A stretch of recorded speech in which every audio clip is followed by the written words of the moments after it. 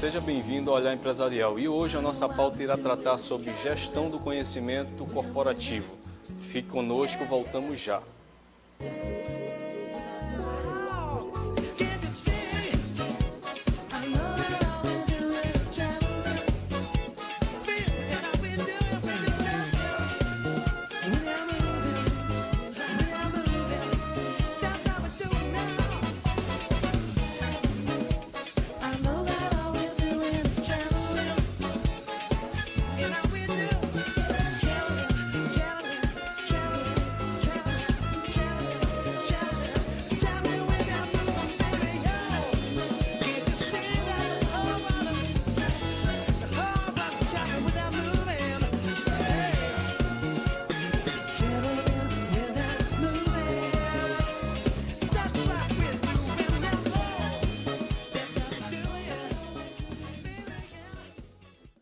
Para você que nos acompanha, é com satisfação que eu recebo Iad Rajogi. Ele é administrador de empresa, tem MBA em Marketing pela USP, pós-graduação em Administração de Marketing e Varejo, mestrando em Engenharia da Produção pela UFAM e tem uma larga experiência na prestação de consultoria para pequena, média e grande empresas no mercado varejista. Além de indústrias, atende o Sebrae e a CDL Amazonas.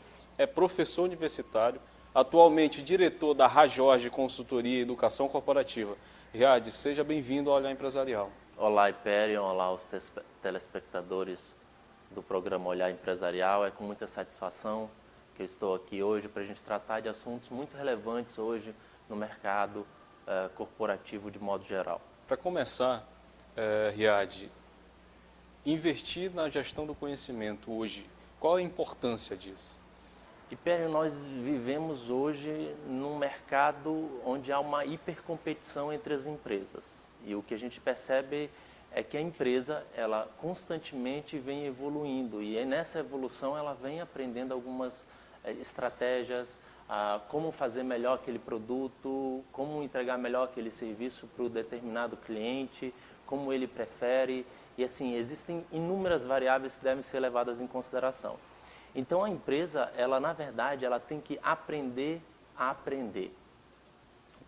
Ou seja, fazer um processo reverso. Exatamente. A empresa, ela tem que saber que o conhecimento que ela tinha 2, 3 anos atrás, hoje não precisa mais ser relevante, talvez não seja mais relevante. Então nesse processo ela vai descobrindo o conhecimento. Para eu dar um exemplo assim, para ficar mais claro, vamos pensar. Antigamente, quando a gente entrava num supermercado, ninguém entrava para comprar, por exemplo, uma revista. No supermercado, ninguém entra para comprar uma revista. Estrategicamente, alguém percebeu que se você coloca uma revista próximo ao caixa, enquanto a pessoa está, por exemplo, na fila do caixa, a possibilidade dela gerar uma compra por impulso, se interessar pela manchete daquela revista é muito maior. Isso talvez tenha sido através de pesquisa, que chegada a essa observação, ou então, propriamente, através de uma observação de alguém que percebeu que talvez as compras por impulso, nesse caso, surtiria mais efeito se eu colocasse a revista, ou até mesmo bomboniere. A gente entra, às vezes, numa loja de conveniência e percebe que tem muitos produtos expostos ali na frente do caixa, em cima do caixa. Isso é estrategicamente montado para gerar compra por impulso. Alguém um dia, através de observação, ou então através de pesquisas, percebeu que ali eu poderia trazer mais dinheiro para o meu negócio, poderia potencializar as vendas e as compras por impulso dos consumidores. Esse empresário atual, Iad, ele está se incorporando na gestão do conhecimento, ele está buscando esse conhecimento? Eu tenho uma certa percepção de como vem a evolução da gestão do conhecimento. Eu acho que o Brasil evoluiu muito em relação à gestão do conhecimento. Entretanto, eu acho que a nossa região ainda está muito deficiente em relação à gestão do conhecimento.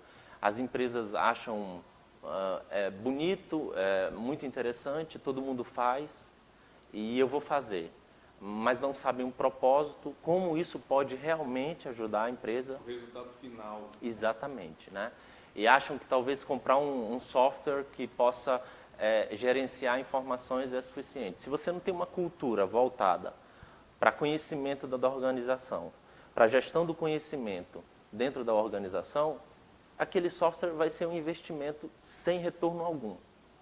Então, eu acho que a gente tem que começar a trabalhar mais na cultura da organização. Uma cultura voltada para o conhecimento e para a gestão do conhecimento. Riad, qual a importância das empresas desenvolverem projetos da educação dentro da corporação? Pois bem, Império. As empresas, elas buscam hoje colaboradores no mercado que estejam prontos. Entretanto, nós sabemos que o conhecimento ele evolui. Então, essa pessoa pode entrar pronta, mas não necessariamente ela ficará durante o tempo que ela estiver na empresa preparada para as evoluções que o mercado, para o conhecimento que vai acontecendo no decorrer do Pegando esse teu gancho, Riad, vamos dar uma olhada num vídeo e aí depois você comenta. Você não consegue hoje competir no mercado se você não tem os profissionais preparados para produzir, entregar, atender, vender às outras empresas, aos seus clientes. Então, hoje, sem sombra de dúvida, não existe um diretor ou um presidente de empresa que não entenda o investimento em capacitação e qualificação de pessoas como algo importantíssimo, estratégico, crítico. A gente viu ao longo dos últimos anos que as posições voltadas para a educação corporativa e gestão de pessoas nas empresas foram subindo, né, até num próprio nível hierárquico, chegando muitas vezes a vice-presidências, ou até sendo o mote do discurso dos presidentes das organizações. Riad, você viu o comentário do especialista? simples. Elas vêm se estruturando mesmo para fazer valer a questão da capacitação, da melhoria dos processos através de capacitação. Inovação. Você não tem hoje como inovar se você não tiver pessoas preparadas para inovar. Então, a gente partindo desse princípio, fica claro cada vez mais, se você não investir nos seus colaboradores, na capacitação deles, com projetos, e aí onde é que entra a educação corporativa? O projeto de educação corporativa, ela é voltada, ela é focada para aquela empresa, para a necessidade daquela empresa, para as particularidades que aquela empresa tem e de desenvolvimento e de conhecimento que ela precisa desenvolver. Então tem um estudo, tem uma pesquisa? Sim, a gente estrutura a partir das necessidades de conhecimento daquela empresa, da capacitação dos colaboradores daquela empresa. Então não é só um lobby, os funcionários da empresa estão fazendo pós-graduação? Não. E às vezes, por exemplo, o diretor daquela empresa, ele não quer investir num curso de pós-graduação porque a pessoa vai levar muito tempo para aplicar. E às vezes é muito mais rentável para a empresa investir num projeto de educação corporativa com a cara da empresa, com a política da empresa, com a cultura da empresa e para as necessidades que a empresa precisa para evoluir, do que pagar, por exemplo, uma pós-graduação que está abrangendo todo o mercado, de todos os segmentos. Entendi. Riad, a pauta está muito interessante, nós vamos fazer uma pequena pausa e voltamos já.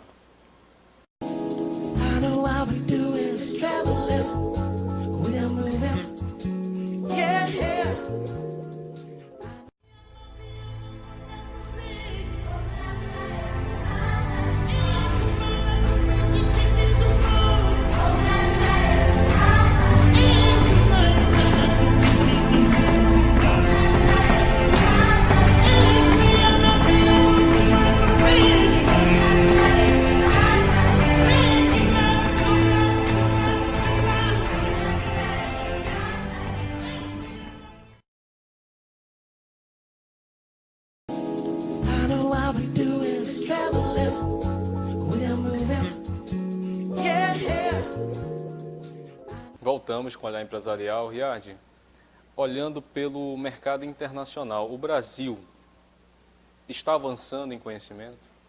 Eu acredito que nós avançamos muito, temos muito que avançar, claro, nós estamos muito aquém das grandes potências mundiais, né? Entretanto, eu acho que exige um pouquinho mais, nós temos uma falta de cultura voltada para a gestão do conhecimento ou para a educação corporativa. Eu acho que se a gente incorporar isso na cultura das organizações, isso vai ficar será um processo muito mais fácil, mais rico, e as empresas vão poder aprender mais, vão poder competir muito mais seriamente, com mais poder de competição em relação às empresas internacionais. Riad, como o conhecimento ele pode influenciar diretamente na gestão das empresas? O conhecimento... O líder, falando do líder. O líder ele é a principal chave para que essa cultura seja incorporada às organizações. Não adianta nós chegarmos com um projeto brilhante de educação corporativa para uma determinada empresa, se aquele líder ele não tiver uma mentalidade voltada para o conhecimento, para a gestão do conhecimento, para a educação corporativa, absolutamente nós não vamos conseguir fazer absolutamente nada dentro daquela organização. Então, eu acho que a figura do líder em comprar a ideia, abraçar a ideia, mostrar para os colaboradores dele que aquilo ali é o que há de melhor para a empresa dele, que aquilo ali é voltada para a empresa dele, aquele programa de educação corporativa, sem isso a gente não consegue fazer trabalho nenhum. Então ele faz parte do processo para que tenha um resultado positivo. Ele é a pessoa-chave, tanto para comprar a ideia como para vender a ideia para os colaboradores. Então, ele vai comprar da empresa de consultoria e educação corporativa essa ideia e vai vender para os colaboradores dele. Então, sem essa figura, a gente não consegue fazer muita coisa. Riad, como é que você vê esse apoio que o governo federal dá com relação às bolsas de ensino, às cotas? Como é que você vê isso a longo prazo? Então, em relação às bolsas de ensino, o financiamento pelo governo federal, eu acho que é uma ideia interessante. Entretanto, eu acho que se a gente começar a sacrificar muito a rentabilidade, a lucratividade das instituições privadas, no longo prazo, talvez no médio prazo, nós já tenhamos problemas em relação à saúde financeira dessas empresas. Então, pode ser concedido, deve ser concedido, mas de uma maneira consciente, né? Desde que não prejudique, porque aqui a instituição privada ela é uma empresa, ela tem fins lucrativos e ela precisa se manter no mercado, precisa ser competitiva. Então, se a gente não sacrifica a questão da saúde financeira, da lucratividade dessa empresa, não há problema nenhum. Em relação a cotas, esse é um tema bem polêmico, né? Então gera diversas questões a serem abordadas. Eu não tenho problema nenhum de dar a minha opinião. Eu acho que uma pessoa negra, ela não tem diferença nenhuma em relação à minha pessoa. Tem capacidade. Absolutamente. Tem oportunidade. Exatamente. Se você falar para mim em relação a cotas para pessoas que vêm da educação pública, eu digo para você, é louvável. É louvável, é interessante, tem sentido, né?